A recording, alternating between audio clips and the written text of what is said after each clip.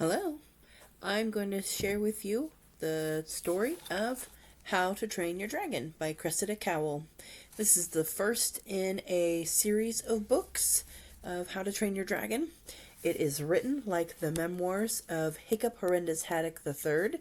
He is a young Viking boy who did not want the world to forget about when dragons roamed. So he wrote down his memoirs in the series so that the world would not forget. So let me tell you a little bit about this first book. This is when Hiccup is first becoming initiated into the tribe. Here are our novices, the other boys who are becoming full members of the tribe. We've got Hiccup, we've got Fish Legs, we've got Snotface Snotlout, Dog's Breath the Dubrain, and a few others. Hiccup likes to include hand-drawn maps and other images in his book. It makes it really come to life. So let's begin our story. We're going to set the stage. The first task he has to do, that's set by his teacher, who is Gobber the Belch, is to catch your dragon. So let's see what they have to do. Long ago, on the wild and windy Isle of Berk, a smallish Viking with a longish name stood up to his ankles in snow. Hiccup Horrendous Haddock III, the hope and heir to the tribe of the Hairy Hooligans, had been feeling slightly sick ever since he woke up that morning. 10 boys, including Hiccup, were hoping to become full members of the tribe by passing the dragon initiation program. They were standing on a bleak little beach at the bleakest spot on the whole bleak island. Heavy snow was falling. "Pay attention!" screamed Gobber the Belch, the soldier in charge of teaching initiation. "This will be your first military operation, and Hiccup will be commanding the team." "Oh, not Hiccup!" groaned Dog's Breath the Dubrain, and most of the other boys. "You can't put Hiccup in charge, sir. He's useless." Hiccup Horrendous Haddock III, the hope and heir to the tribe of the Hairy Hooligans, wiped his nose miserably on his sleeve. He sank a little deeper in the snow. See, Hiccup did not think this was a good idea. He did not want to go into the dragon nursery to worry about waking up these dragons. He was smart. He may have been small, and he may not have looked like much, but he was smart. And yet, he wanted to become a Viking, because that's just what you did. So, he climbed up there, and, well, you'll have to read to find out exactly what all went on there. But he got his dragon, and the most extraordinary thing about his dragon is just how small it was, and the fact that it had no teeth. So he called it Toothless. Toothless and Hiccup.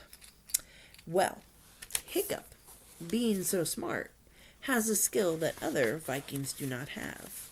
Hiccup can speak Dragonese. Let me give you a little snippet of that.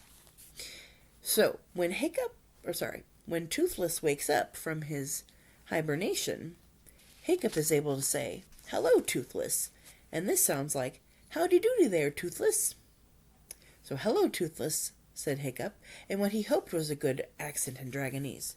"What are you doing?" asked Fishlegs curiously. Dragonese is punctuated by shrill shrieks and popping noises and sounds most extraordinary when spoken by a human. "Just talking to it," mumbled Hiccup, very embarrassed. "Just talking to it?" gasped Fishlegs in astonishment.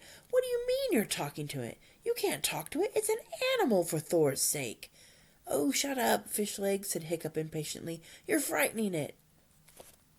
So, Hiccup can understand Dragonese and speak Dragonese, and this goes a long way into helping him train Toothless.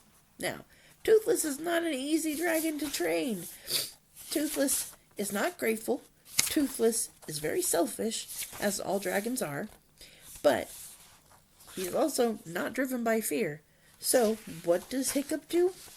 He uses jokes and riddling talk to try and train it. Other Vikings use the book by Professor Yabish, called How to Train Your Dragon. That's funny. But that book just says, yell at the dragons. Hiccup doesn't use that approach. Hiccup tries feeding Toothless as many fish as he wants, and letting him sleep in his bed, and taking care of him really well, and he also uses jokes and riddling talk. So, after a time where Toothless actually does a pretty good job of fishing for him, Toothless comes back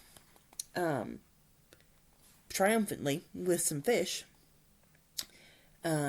He lands on Hiccup and he leans over. So then he leaned over and stared into Hiccup's eyes upside down. Now tell me a joke, said Toothless. Whimpering Woden, said Hiccup. He did it. He really did it. He didn't expect that. Tell me a joke, Hiccup. Not Hiccup. Toothless has a little bit of a stutter. What's black and white and red all over? Asked Hiccup. Toothless didn't know. A sunburned penguin, replied Hiccup. It was a very, very old joke, but apparently it hadn't made it to Wild Dragon Cliff. Toothless thought it was hysterically funny. So he went and caught more fish for more jokes, and that is how he was able to get Toothless to fish for him that day. And so, not by yelling at it, but by telling Toothless jokes, he was able to get him to fish. So the whole point of training his dragon is so that he will be able to pass the initiation on Thursday, where all the other boys will bring their dragons and show the whole tribe how well they've trained them. And Hiccup's trying his best to get Toothless to be trained well enough that he'll pass this initiation on Thursday. So will he be able to get Toothless to cooperate and act right on Thursday? Well, he really hopes so. He hopes that Toothless will cooperate and be willing to fly right and swim and catch the fish and retrieve when he asks him to retrieve, because Toothless can be pretty hard-headed. However, dragons this size and dragons the size of cats and dogs are not the only dragons on or around the Isle of Berk. There are dragons the size of mountains hiding in the seas around the Isle of Berk. And so, if Hiccup encounters any of those, he's going to have to use his skills to save the hairy hooligans and the other tribes of Vikings. And so, I hope you read this book, How to Train Your Dragon, so that you can find out how Hiccup becomes a hero the hard way.